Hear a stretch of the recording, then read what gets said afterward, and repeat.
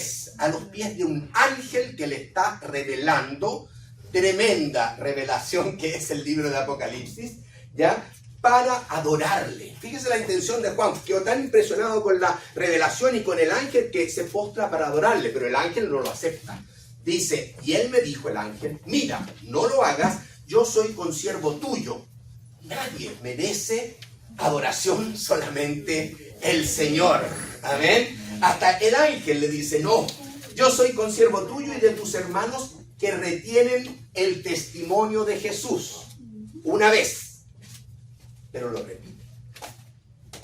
Adora a Dios, porque el testimonio de Jesús es el espíritu de la profecía. El testimonio de Jesús es el espíritu de la profecía. Es el espíritu de toda la revelación. Es el espíritu de toda la palabra de Dios, como lo vamos a ir viendo. Hoy día vamos a hacer solamente una introducción. Y el contexto inmediato, porque siempre la Biblia hay que estudiarla en su contexto. El contexto inmediato, si usted se da cuenta, ya el capítulo 17 y 18 de Apocalipsis, Dios juzga al cosmos satánico, a este mundo que sigue la corriente del mundo conforme al príncipe de la potestad del aire, ¿ok? Lo juzga. Juzga en el capítulo 17 el aspecto religioso, esta pseudo cristianismo, ya lo juzga en el capítulo 17 y en el 18 juzga ya el aspecto político, el aspecto social y el aspecto económico. Y luego introduce un tema en el capítulo 19 que es las bodas del Cordero, de la cual usted y yo vamos a participar. Las bodas del Cordero, allá en los cielos. Pero luego, en el versículo 9, comienza a decir acerca de lo que sigue las bodas, que son las fiestas de boda, la cena de una fiesta. ¿Ya? Si bien las bodas van a ser en los cielos, la fiesta de boda va a ser aquí en la tierra, cuando el Señor Jesucristo instaure su reino, ¿ya? Y por supuesto, Él es el esposo. ¿Quién es la esposa? La iglesia, gloria a Dios. Pero dice que hay invitados. Hay unos que van a ser bienaventurados porque van a ser llamados, van a ser invitados. No voy a entrar en ese tema porque hay muchos invitados ya para el tiempo del reino, el tiempo de la fiesta, de la cena de boda. Y es tan impresionante el versículo 10 que después del testimonio de Jesús aparece el Señor y vi los cielos abiertos y uno que venía, ya viene el Señor Jesucristo en su segunda venida. Es glorioso, ya. Ese es el contexto inmediato. Pero siempre en la Escritura, cuando uno comparte un versículo incluso como este, tiene que ver el contexto general. Y el contexto de toda la Biblia en nuestro curso tenemos que ir a buscarlo desde los orígenes, desde Génesis capítulo 1. ¿Cuál es el origen entonces que motiva este curso? ¿Qué hay detrás? En Génesis capítulo 1, dice en el versículo 26, ya, entonces dijo Dios, hagamos al hombre a nuestra imagen conforme a nuestra semejanza, y yo que soy el dueño de todo, porque Dios es el creador, voy a compartir mi señorío con el hombre. Voy a decirle, hombre, tú eres el que vas a encargarte de administrar lo que me pertenece. Qué pena que el hombre sin Dios lo administra mal. Es cosa de ver la ecología, es cosa de ver el mundo, la política, lo administra mal. Pero Él creó al hombre a su imagen y semejanza para que señoree los peces del mar, aves de los cielos, bestias de la tierra, en todo animal, etcétera, etcétera. Y creó Dios al hombre a su imagen, a imagen de Dios lo creó, varón y hembra los creó. La creación, entonces, somos criaturas creadas por Dios. La pregunta es, ¿por qué nos creó? ¿Qué hizo Dios después que creó al hombre? ¿Sabe? Dios lo puso en un santuario, porque donde Dios está presente, eso es un santuario. Capítulo 2, sigan leyendo ahí, capítulo 2, versículo 8, dice, y Jehová Dios plantó un huerto, el santuario, ¿ya? En Edén, al oriente, y puso allí al hombre que había formado, un ambiente de perfecta comunión, porque detrás de este santuario, Dios está manifestando que su mayor interés hacia su criatura, usted y yo, es tener comunión con Él. Es que su presencia esté con nosotros. Ese es el objetivo central en el corazón de Dios. ¿Ya? Sabemos que el hombre lamentablemente de ese ambiente armónico en presencia del Señor fracasó. En Génesis 3 está la caída, pero el versículo 8 nos da un antecedente. Cuando cae Adán y Eva, oyeron la voz de Jehová Dios que se paseaba en el santuario.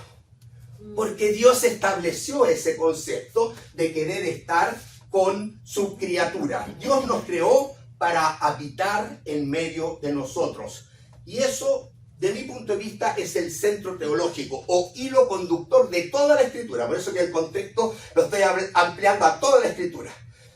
El hilo conductor de toda la Escritura es que Dios te creó para tener comunión contigo, y eso está en Génesis capítulo 1, 2, hasta en la caída, y Dios te busca después de la caída porque quiere insistir en la comunión contigo, y cuando después los cielos y la tierra pasen, y hayan cielos nuevos y tierras nuevas, ¿qué es lo último que va a haber? ¿Qué es lo último que va a existir? Usted en gloria con el Señor, es decir, la presencia de Dios eternamente con usted. Por eso es un hilo conductor la presencia de Dios en medio de sus hijos. Amén. ¿Me van siguiendo? ¿Estamos bien entonces? Fantástico. ¿Ya? Ahora, hermanos, la presencia de Dios, ¿por qué la desea el Señor con tanto énfasis hacia nosotros? Porque Él quiere que le conozcamos. Porque conociendo vamos a poder amarle. Él sabe que uno no puede amar algo que no conoce. ¿Podrías tú amar algo que no conoces? Pero cuando tú conoces a Dios, Él quiere que te encantes con Él, te enamores de Él, le ames. Y cuando le amas, le confías tu vida en Él, le crees. Piensa en un niño de 2, 3 años. ¿Ya? ¿Por qué? ¿Por qué le crees si tú le dices algo? Haz esto o no hagas esto. ¿Por qué te cree? Porque confía, porque sabe que tú como papá y mamá le amas, le has expresado amor.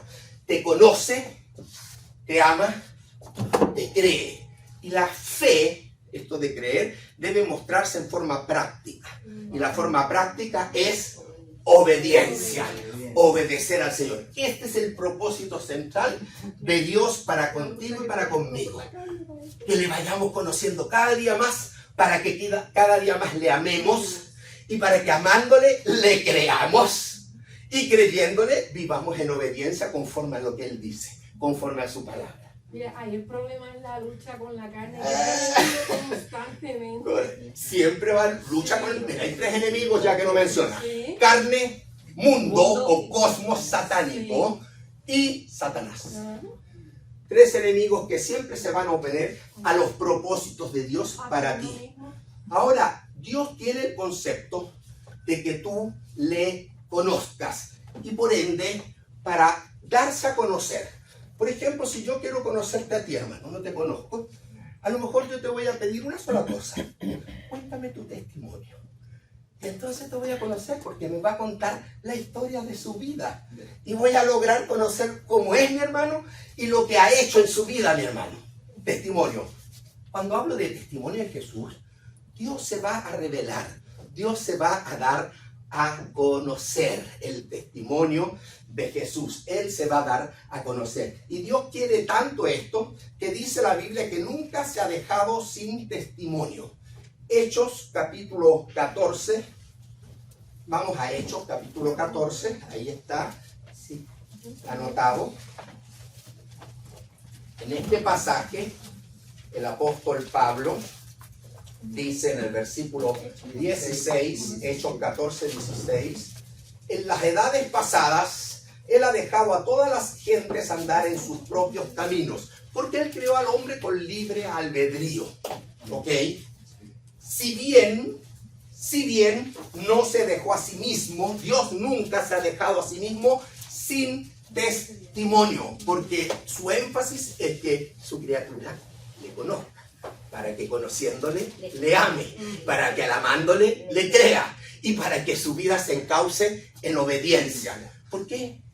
Porque dice la palabra que cumplir la voluntad de Dios es lo mejor para el ser humano. Es buena, agradable y perfecta la obediencia a Dios.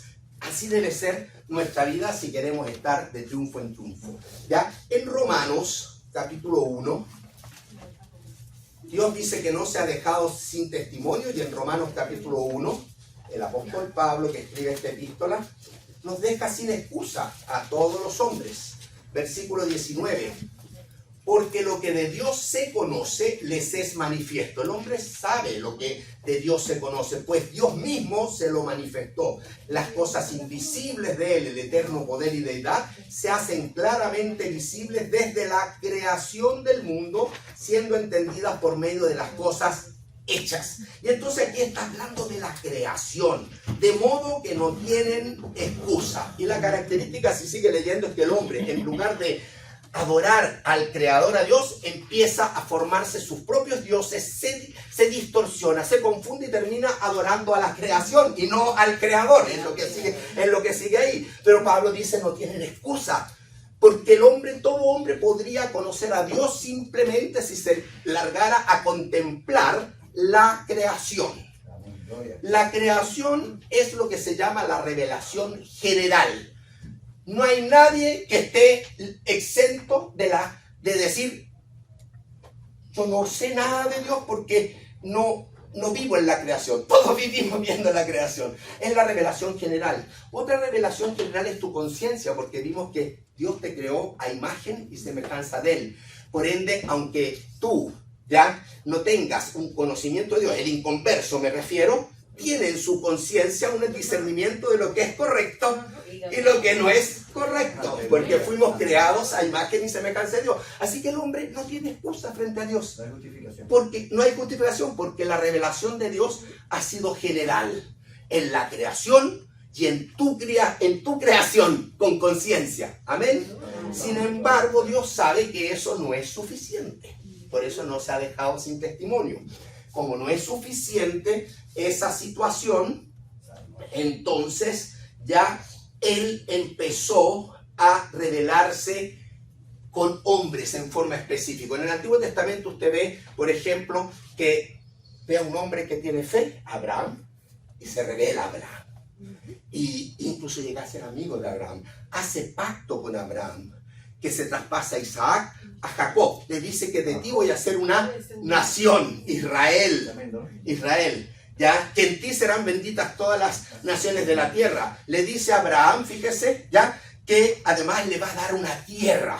¿Ah? Esa guerra que está viendo usted en Israel tiene que ver porque no se reconocen las tierras.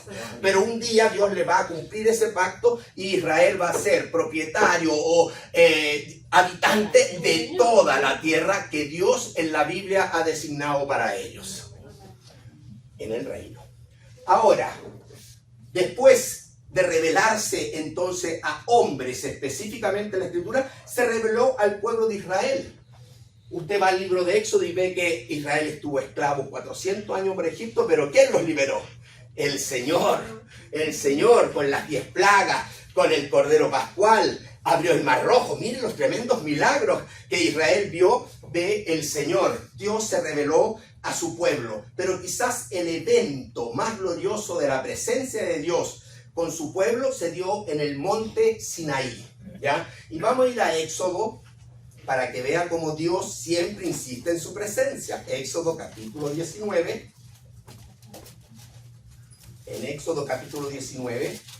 En ese capítulo, para que usted sepa, han pasado solo 3 meses que Israel salió de la esclavitud de Egipto. En Éxodo 19 han pasado 3 meses. Y Dios les dice, ¿saben qué? Yo soy santo. Moisés, sube. Dile al pueblo que yo voy a descender a estar con ustedes. Pero ustedes tienen que limpiarse. Así que todos se tienen que bañar, se tienen que poner perfumaditos, listos para esperar la visitación de Dios. Estaban en el monte Sinaí. ¿Saben por qué? Porque Dios se adapta a lo que en la mente de ellos es habitual. Todos los pueblos de la antigüedad creían que los dioses estaban en las montañas. Por eso que Él desciende al monte. Y eso ya es espectacular. Voy a leer lo que sucedió en el monte. Capítulo 19, el versículo 16. Mire, aconteció que al tercer día, 3 días que tuvieron que santificarse porque Dios les avisó, al tercer día voy a descender al monte. ¿Ya? 19 y 16. Aconteció que al tercer día, cuando vino la mañana, vinieron truenos y relámpagos.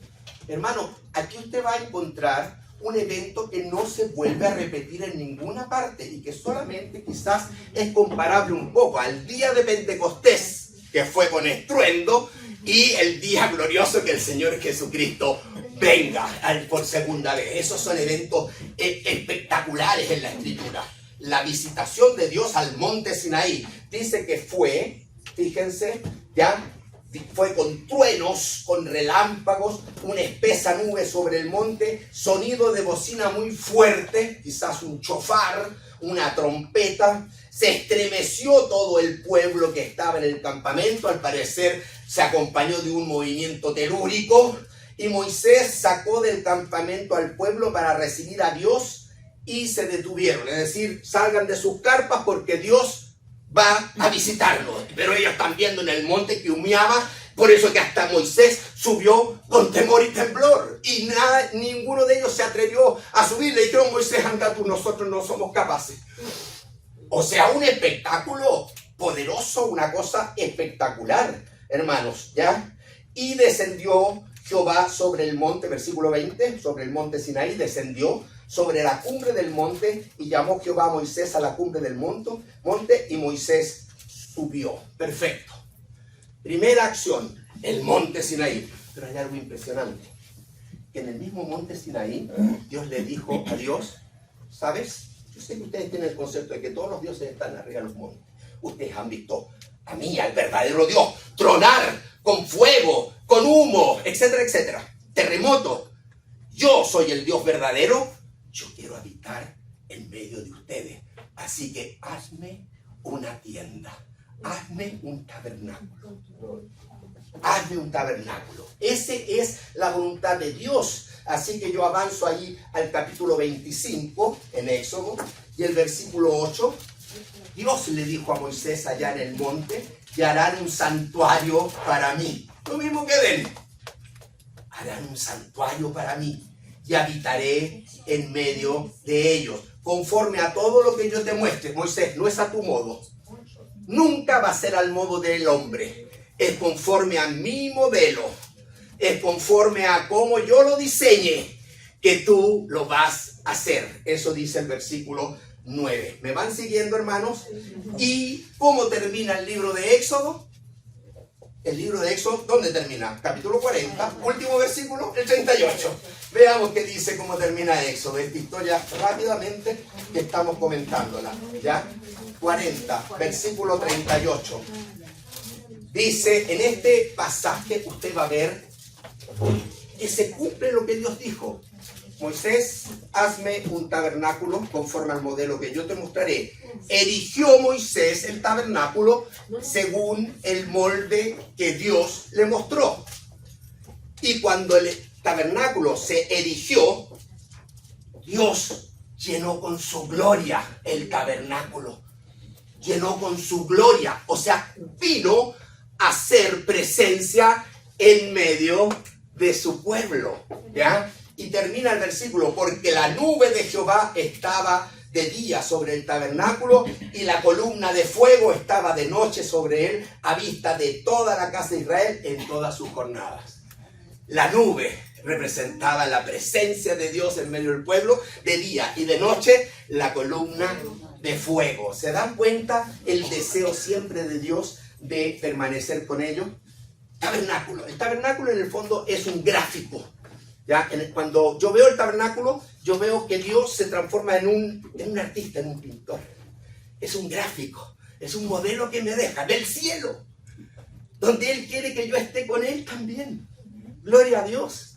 ¿Ya? Pero después vinieron los profetas, y los profetas empezaron a predicar y hablarle al pueblo de la palabra de Dios. ¿Qué profetas conoce usted? Mencióneme algunos. Isaías, Jeremías, ¿ya? Profetas, perfecto, tenemos profetas. Y se empieza, ¿sabe a qué? Se empieza a escribir. Con Moisés, por supuesto, pero después con los profetas, los gráficos, se empieza a escribir la palabra de Dios.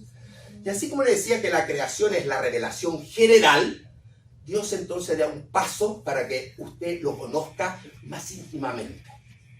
Empieza a escribirle una carta de amor, la Biblia, su palabra. Y eso se llama revelación específica. Revelación general, quedó claro, la creación.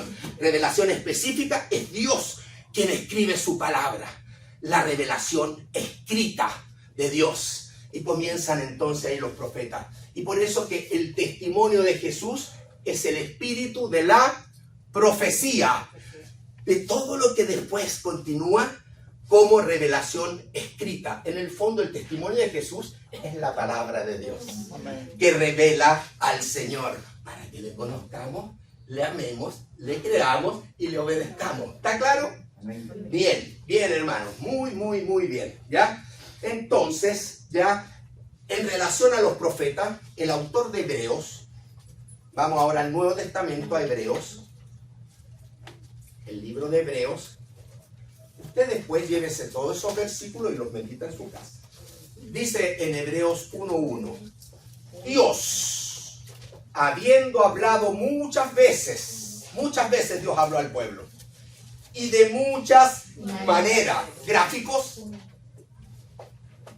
palabra escrita, ¿se dan cuenta? De muchas maneras, a los padres, a los judíos, por los profetas, en estos postreros días nos ha hablado ¿por quién?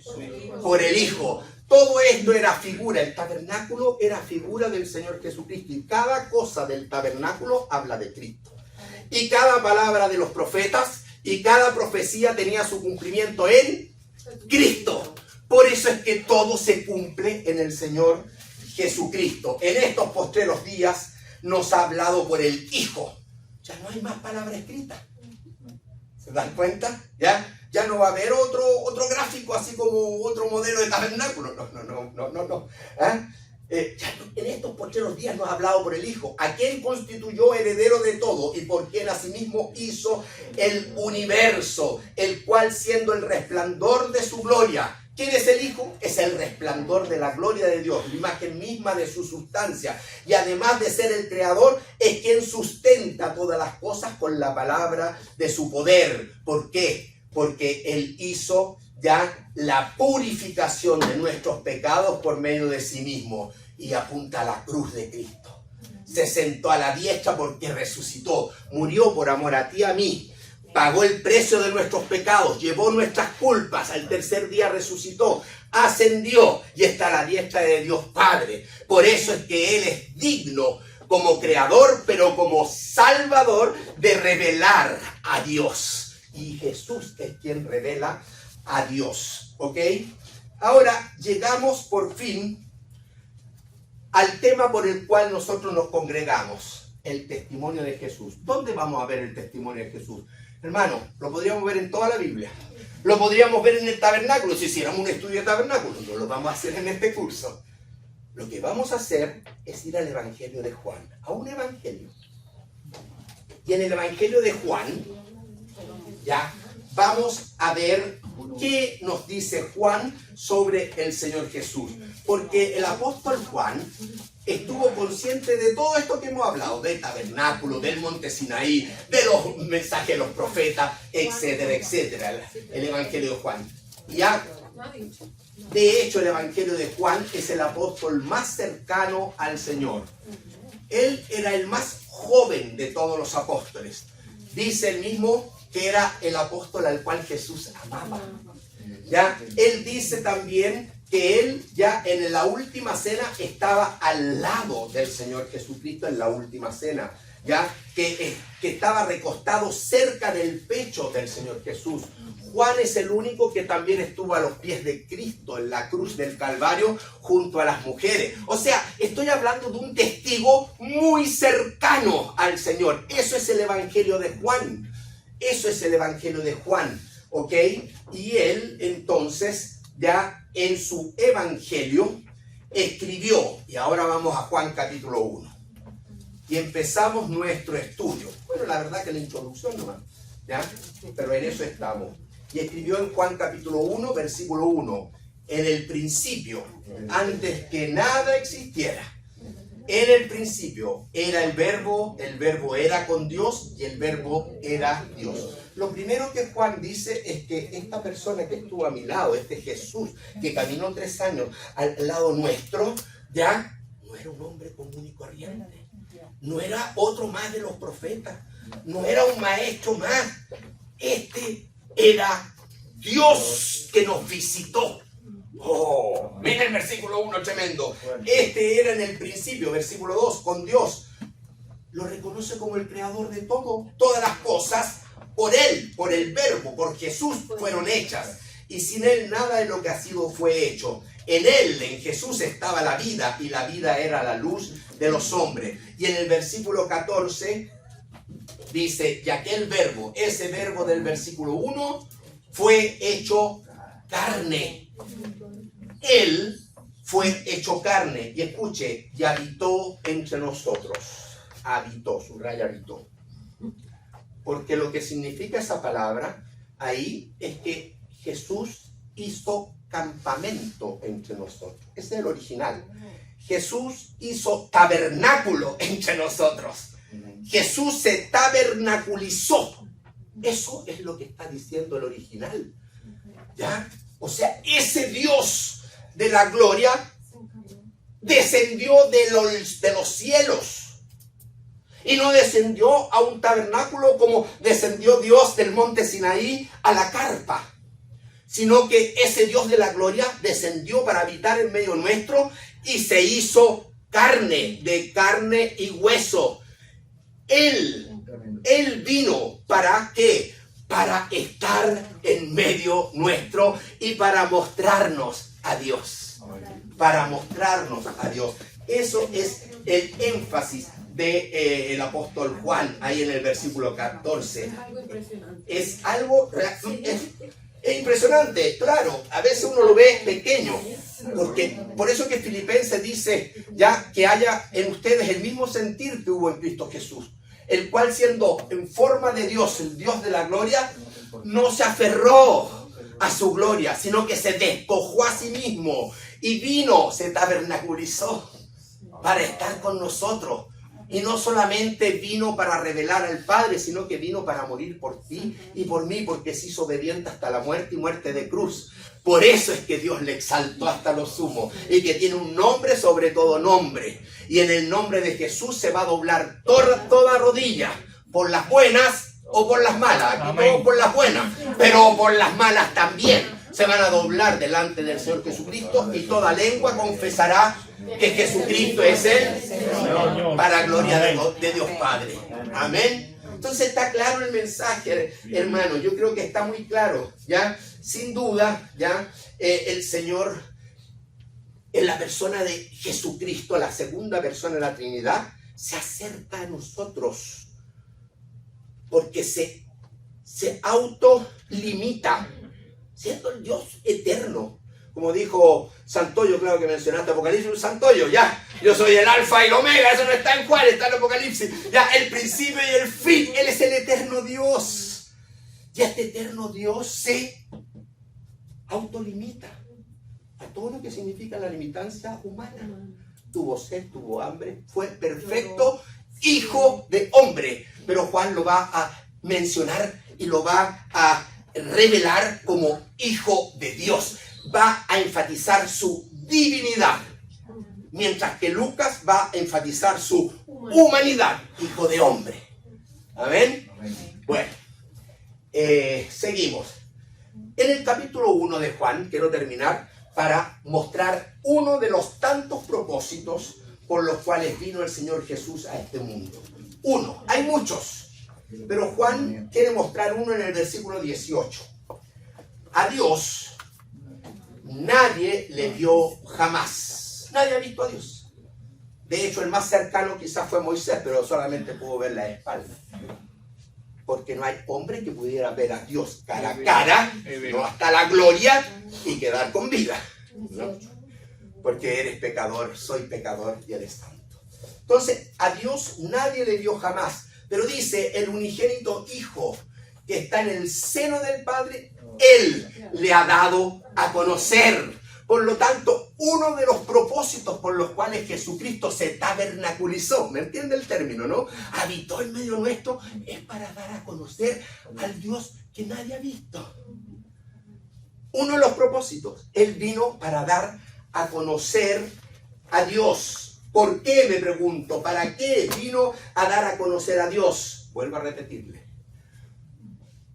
Para que conociéndole, le amemos. Para que amándole, le creamos. Y para que creyéndole, le obedezcamos. ¿Se dan cuenta? Ese es el propósito en toda la escritura de su plan con nosotros. Por último, el Señor Jesús murió, ascendió y está en la gloria de Dios Padre. Pero antes prometió algo.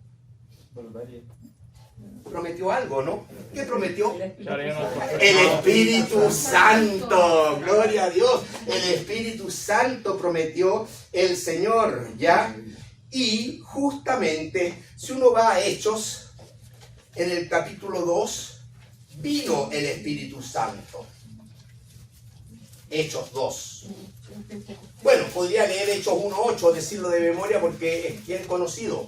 Jesús les dijo justo antes de ascender, pero recibiréis poder cuando haya venido sobre vosotros, creyentes, el Espíritu Santo. Recibiréis poder. Y me seréis, ¿qué? Testigos. ¿Dónde?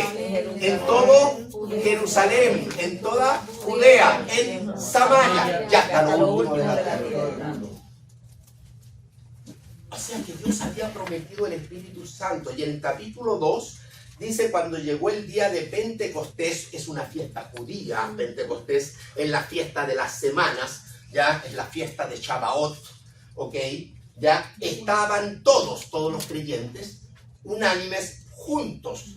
Ellos se habían quedado después de ascender el Señor orando en el aposento alto, dice el capítulo 1, versículo 14, como 120 personas. Y dentro de esos 12 apóstoles más 120 personas, bastante número, ya estaba María, la madre, es la última vez en la Biblia que aparece María, la madre de Jesús, y los hermanos de Jesús. ¿Ya? Estando en esa situación de oración, todos juntos, de repente vino del cielo, ¿qué vino? Gracias, un estruendo. ¿Qué pasó en Sinaí? Un estruendo. O sea, cuando vino el Espíritu Santo, no vino calladito. Dios pudo haberlo enviado calladito. Lo envió igual como en el Sinaí, con bombos y platillos, hermanos, para que nos diéramos cuenta del poder de Dios. Vino un estruendo como de un viento recio que soplaba, el cual llenó toda la casa donde estaban sentados. Y se le aparecieron lenguas repartidas como de fuego, asentándose sobre cada uno de ellos. Entonces había una imagen de una lengua de fuego en sus cabezas. Y le permitió el Espíritu Santo, cuando entra en sus corazones, que ellos hablaran en otras lenguas conforme el Espíritu les daba que hablasen. Así que tampoco fue algo en silencio, sino que fue algo ya público y con estruendo. ¿Ya? ¿Por qué? Porque el Señor había prometido y vino. ¿Cuál es el propósito entonces? ¿Por qué vino el Espíritu Santo? Para que estuviera en nosotros, dentro de nosotros. En ese capítulo 2, ya, usted ve que Pedro se levanta y lleno del Espíritu Santo, predica el primer mensaje a Israel. El primer mensaje a Israel. Pero habían también unos prosélitos extranjeros en la fiesta de Pentecostés. ¿Ya? Y dice el versículo 37, al oír esto, cuando escucharon el mensaje, usted después lo lee, al oír esto, el mensaje de Pedro, se compungieron de corazón y dijeron a Pedro y a los otros apóstoles, varones hermanos, ¿qué haremos? Pedro les dijo, arrepentíos y bautícese cada uno de vosotros en el nombre de Jesucristo para perdón de los pecados y recibiréis el don del Espíritu Santo. Si ustedes que están ya compungidos porque el mensaje les tocó y se ven pecadores perdidos y ahora reconocen que Jesús murió en amor allá en la cruz por ustedes y que resucitó con el poder de Dios, ¿qué tienen que hacer? Tienen que arrepentirse, tienen que bautizarse, tienen que integrarse a un nuevo organismo que van a hacer, se llama iglesia. Gloria a Dios. Amén. Y entonces el Señor aquí ya me dice que todos aquellos que creyeron desde ese momento hasta el día de hoy, todo aquel que cree en Cristo recibe el don del Espíritu Santo. Recibe poder. ¿Por qué? Poder. Sí. Pero primero, antes de poder, ¿saben lo que significa? Significa que se cumple el deseo desde Génesis de Dios. ¿De qué? De habitar en medio nuestro. Ahora habita dentro nuestro. Gloria a Dios. Mayor bendición es la que tiene la iglesia, que el Señor habita en medio nuestro. ¿Ya? Y en el versículo 41 dice: así que los que recibieron su palabra, el testimonio de Jesús. Si usted ve el mensaje, no es otra cosa que el testimonio de Jesús. Pedro predicó testimonio de Jesús. Da a conocer a Jesús en la cruz y en la resurrección. Y eso fue lo que conquistó a toda esta gente. Así que ellos recibieron el mensaje, fueron bautizados y se añadieron aquel día como 3.000 personas. Ya, 3.000 personas. Ese versículo 41 usted póngale al lado. Aquí nació la iglesia. Aquí nació la iglesia. Gracias. Aquí nació ayudidonia, ¿ya? Y perseveraban en la doctrina. ¿Qué estamos haciendo nosotros? Estamos perseverando en la doctrina, estamos estudiando la palabra, en la comunión, estamos en comunión unos con otros. Muchas veces acá, mensualmente, participamos de la cena del Señor, el partimiento del pan, y en las oraciones, y usted puede venir los martes a orar, y usted puede orar también los viernes a las 6 de la mañana por Zoom. Usted puede unirse a mantenerse en oración, porque esas son las actividades de la iglesia. Versículo 42. Nació la iglesia en el 41 y en el 42 me muestra lo que la iglesia tiene que hacer. Mire qué clara es la escritura. Maravilloso, maravilloso, ¿ya? El apóstol Pablo aumenta este concepto en Efesios, capítulo 1. En Efesios, capítulo 1, nos dice lo que pasa con la persona que recibieron su palabra, los que aceptan el testimonio de Jesús, los que aceptan a Cristo. Efesios 1:13. Mire, hermano, aquí vamos. Ahí vamos, yo sé que no todos lo ven, pero ahí vamos, Efesios 1:13. Están todos los versículos ordenaditos, tal como yo. Claro, una foto y después, tranquilo, nadie te lo va a borrar. Efesios 1:13. En Él, está hablando de Cristo, Pablo. En Él, en Cristo, ponga atención, nadie le va a borrar. En Él también vosotros, ustedes, Efesios, ustedes, ¿saben lo que pasó con ustedes, Efesios, le dice Pablo? Miren, lo que pasó con ustedes es que ustedes escucharon la palabra de verdad. Ustedes escucharon el testimonio de Jesús. Ustedes escucharon el evangelio. Ya, el evangelio de vuestras salvaciones. Lo oyeron. Pero ustedes hicieron algo con él. Habiendo creído en él. Ustedes escucharon y ustedes creyeron en él. Y cuando creyeron en él, fueron sellados. ¡Pum! Un timbre en tu corazón. Un timbre que lo puso Dios, que se llama Espíritu Santo. ¿Y sabes qué significa eso? Significa propiedad mía. Antes eras simiente de Satanás desde que naciste. Antes estabas en Adán, ahora estás en Cristo. De modo que si alguno está en Cristo, nueva criatura es. Las cosas viejas pasaron y aquí todas son hechas nuevas. Gloria a Dios, eso es lo que Dios hizo contigo. Eso es lo que hizo con los efesios, lo hizo conmigo, contigo. En Él también ustedes, habiendo oído la palabra de verdad, el evangelio de vuestra salvación, y habiendo creído en Él, fuisteis sellados con el Espíritu Santo de la promesa, que en las arras de nuestra herencia, arras, garantía. Ya arras viene de arrabón, de anillo, de compromiso. Es el compromiso que Dios te puso, el Espíritu Santo, de que muerto vas a la gloria. Vas a heredar la vida eterna. Arras, arrabón, anillo. Para que sepa, Carlos, del griego. Permiso, ¿puedo decir algo? ¡Claro! Sí, yo lo veo como que nuestro espíritu se conecta al Espíritu Amén. Pero Santo. fuiste creada a imagen y semejanza de Es Dios. nuestro espíritu y el Espíritu Santo están ahí conectados. Amén. Tienen como que ese hilo ahí. Pero tú tienes que buscar andar en el Espíritu, Claro. depender del Espíritu. Claro. Tú tienes que llegar acá. Porque si tú, en tu lucha con la carne, con el mundo, te desvías, tú Obviamente, en lugar de andar en el Espíritu como creyente, que es tu camino, es tu responsabilidad, tú andas creyente en la carne. Esa es una aberración, esa es una ofensa a tu Dios. No puedes ir por el camino de la carne, tienes que ir creciendo y aprender a andar en el Espíritu. ¿Ok? En 1 Corintios 6, nuevamente dice en el versículo 19, le dice Pablo a la iglesia: ¿o ignoráis que vuestro cuerpo es templo del Espíritu Santo? Cuida tu cuerpo. Ya, acuérdate que no te perteneces a ti. Como la creación tampoco te pertenece. Todo es del Señor, tu cuerpo también es del Señor. Y Dios dijo que señoree sobre él. Así que tú tienes que cuidar tu cuerpo. Y tu cuerpo hoy día es habitación de Dios por medio del Espíritu Santo. Así que tienes que cuidar tu cuerpo. Esa es la razón por la cual no contaminamos el cuerpo. Quizás antes fumábamos, tomábamos, algunos han salido de drogas incluso, pero ahora ya no pueden. No sería lógico, ¿ya? Dice: o ignoráis que vuestro cuerpo es templo del Espíritu Santo. Ahí está morando el Señor en tu cuerpo con su Espíritu Santo. Y ahí está tabernaculizado Dios, el cual está en vosotros, el cual tenéis de Dios, y que no sois vuestros, no te pertenece, porque habéis sido comprados por precio, la sangre de Cristo. Glorificad pues a Dios en vuestro cuerpo y en vuestro espíritu, los cuales son de Dios. Porque ahora Dios habita en ti. Y tienes que, obedeciéndole, quizás falta otro paso. Tienes que glorificarlo. Tienes que glorificarlo. Tienes que honrarlo. Amén. Bien.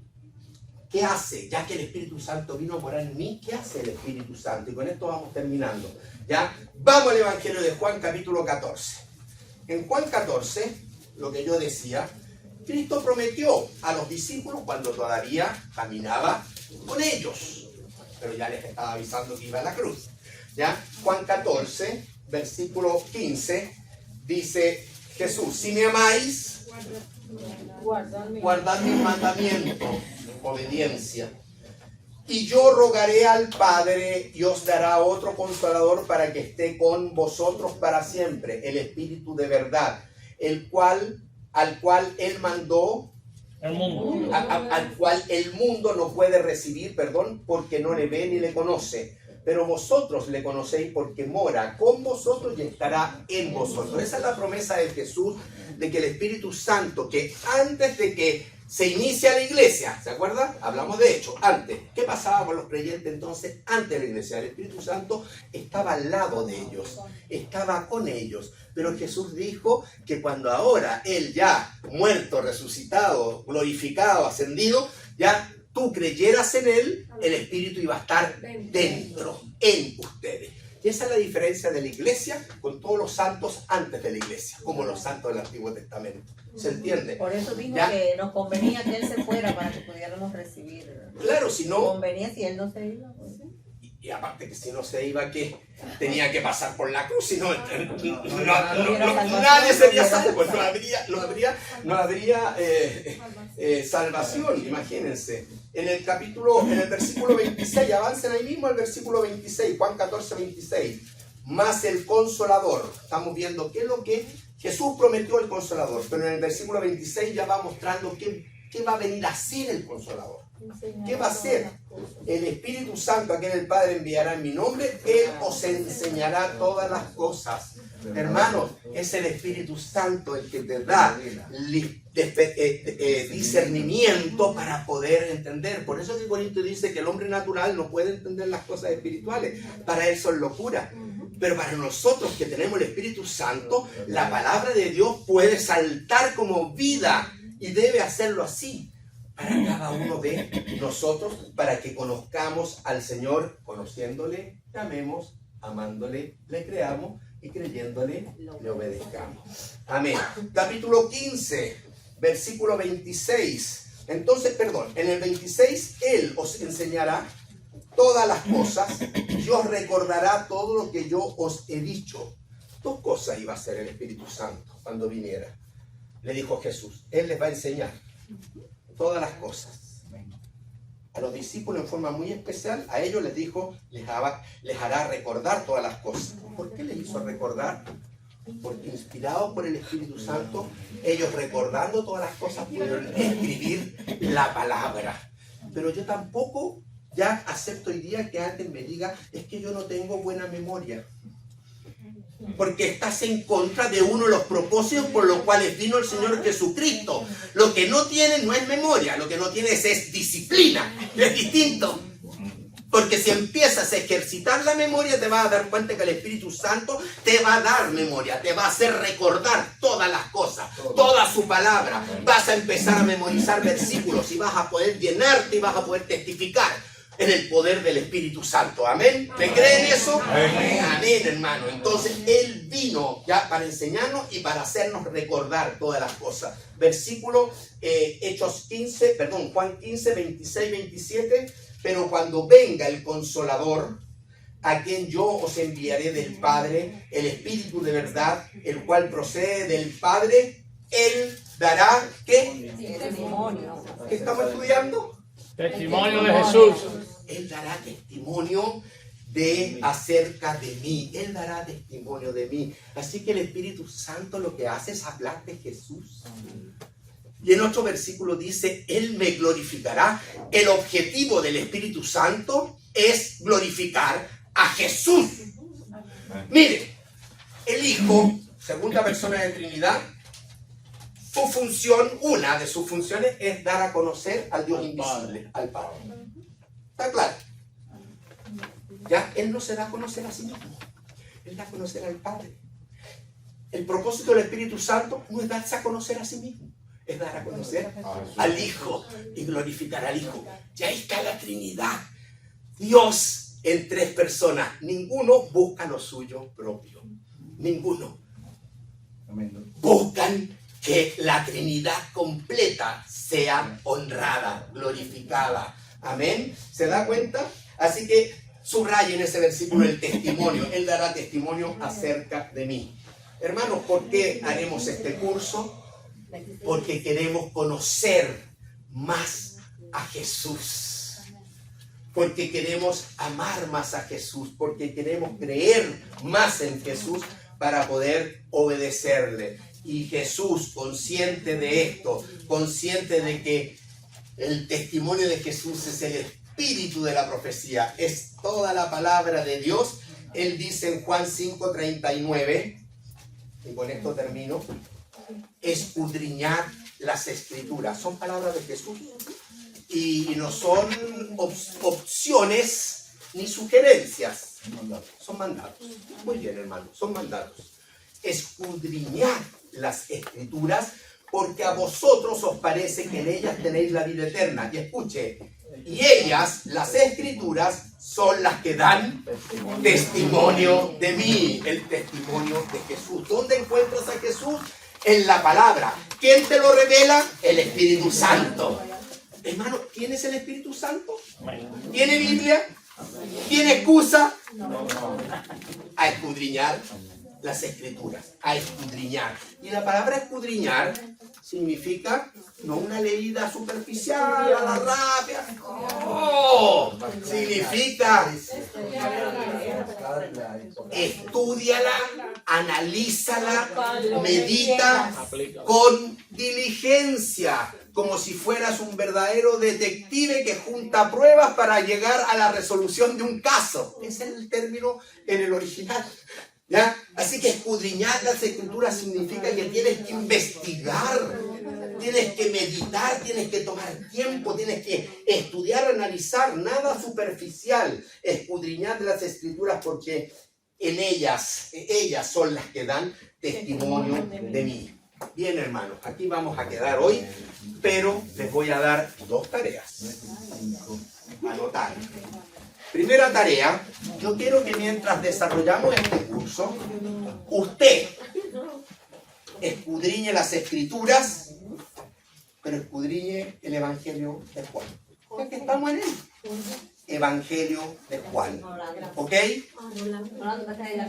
Si usted puede tomar tiempo para hacer su devocional en base al Evangelio de Juan. Si está haciendo devocional en otros libros, etcétera, etcétera, pero tiene que hacer su devocional. ¿Por qué tiene que hacer su devocional? Porque uno de los propósitos centrales de Dios es comunión con usted. Entonces, si Él quiere tener comunión con usted, ¿cómo usted le va a cerrar la puerta al Dios que lo salvó? Que el Dios que lo ama, usted ábrale la puerta. Ya Él está tocando la puerta. Si alguno abre la puerta, yo entraré a Él y cenaré con Él, tendré comunión con Él. Entonces, por favor, primera tarea, sea que usted destina su devocional para el Evangelio de Juan durante este curso. O sea que aparte de su devocional, usted se larga a escudriñar, a hacer un estudio del Evangelio de Juan. ¿Cuánto tiene que estudiar en esta semana? Solo el capítulo 1.